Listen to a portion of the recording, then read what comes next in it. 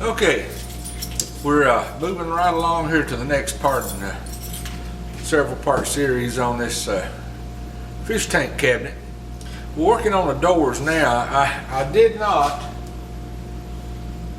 maybe you can see here behind me, I did not document the process of creating these door frames. A couple of reasons.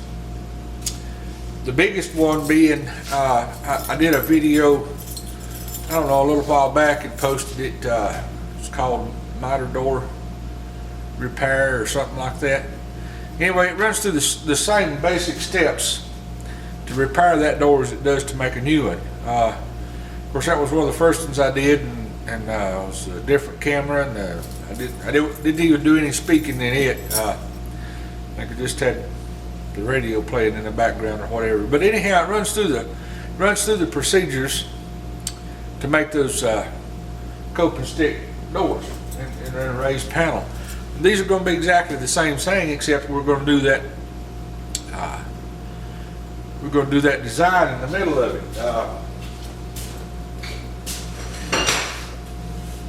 I put some pictures up, but and I know the lighting's, I'm off in the corner here where my bench is, but the lighting's probably bad on it. Anyway, I'm going to put this design, these designs are going to be in the center of the two raised panels for the doors. So what I'm going to do is let you see here how I do this. I already had a couple questions posted on the pictures about how I carved it. Okay, what we got here is a little thing that I came up with to cut designs into panels and boards and whatever I happen to be working on. Since I'm not wealthy enough to own a CNC machine, although I certainly would like to have one. But anyhow, once in a while I get a request for some designs and some wood and stuff. And of course I built a jig here to hold my work. But this thing that I cut the designs with it was actually a Christmas gift. So it's made by Miles Craft. I don't know if they even still make these things anymore. I've had it for several years. But it consists of this square piece right here and these different templates. They got all different designs in them. And it comes with two of them. The one I've got came with two of these different designs in them. And you've got, let's see if I can get it off here and show it to you. You got one of their bases to go on a plunge router. They call it a turn lock, and it just replaces your existing base. And it gives you different sizes, and it gives you one where a regular porter cable bushings fit in it. If you're familiar with those, but the two that in particular uses with this piece here is they're metric.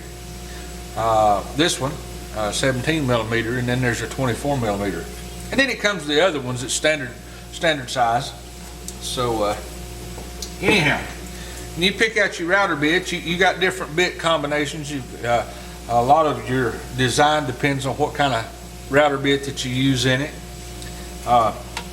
But how this works, there's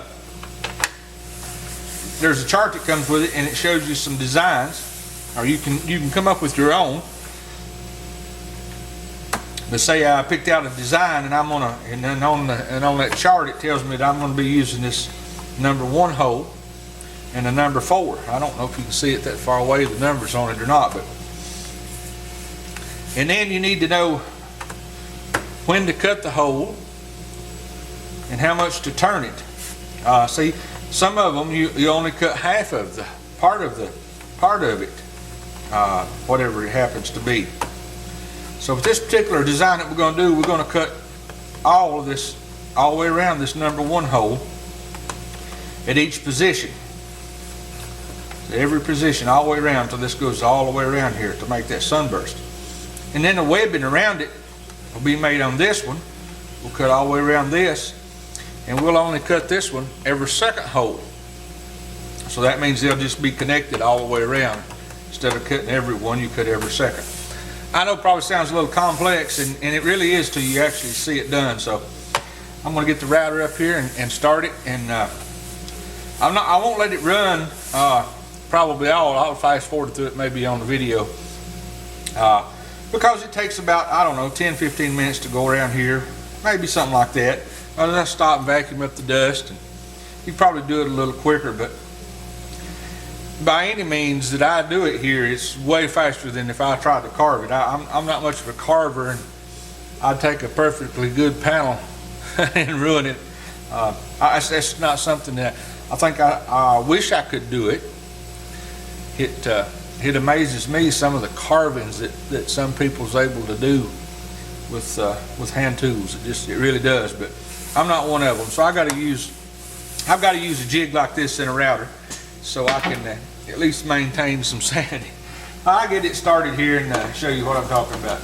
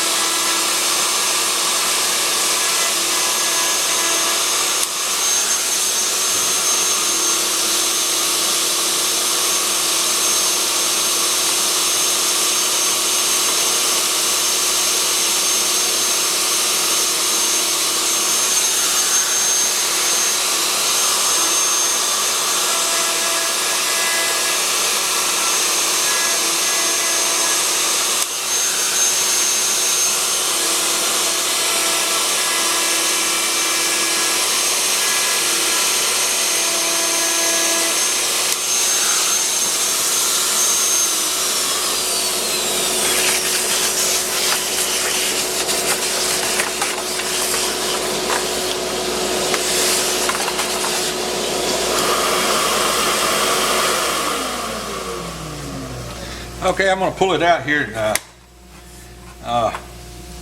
show you how we've got started here. See, so now we're making the sunburst, and we've got our squib, and come on around here. We'll just continue running it on around, and that's how you do carving with a router.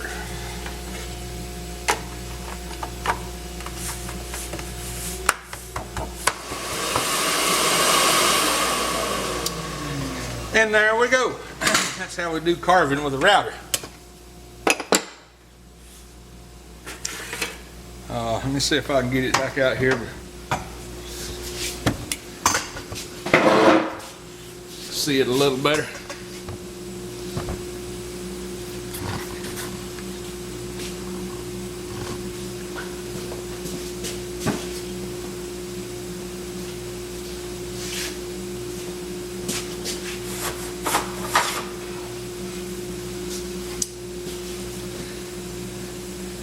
And that's how that works.